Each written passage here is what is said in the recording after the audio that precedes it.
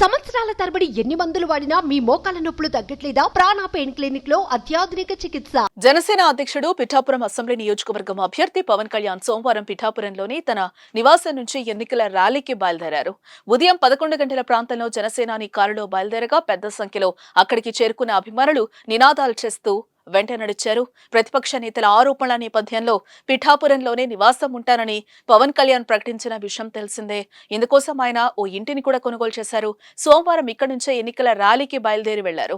ఎన్నికల ప్రచారంలో భాగంగా టీడీపీ స్థానిక నేత వర్మ ప్రసంగించారు. 4 నెలల క్రితమే పవన్ కళ్యాణ్ గెలుపు కోసం పనిచేస్తానని బాబుగారికి మాటిచ్చానని చెప్పారు. వర్మ మాటలు విన్న పవన్ కళ్యాణ్ ఆనందంతో క్లాప్స్ కొట్టారు. 4 నెలల ముందే పవన్ కళ్యాణ్ ని భారీ మెజార్టీతో గెలిపిస్తానని నేను చెప్పాను. అప్పుడు కళ్యాణ్ గారు నాకు పరిచయం లేదు.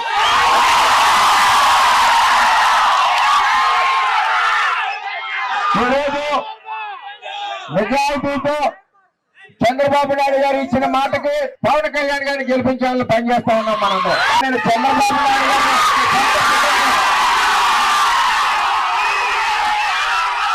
మీరు నన్ను 2014 నుంచి ప్రయత్నిస్తున్నారు. మీ వల్ల ఏది అవ్వదు.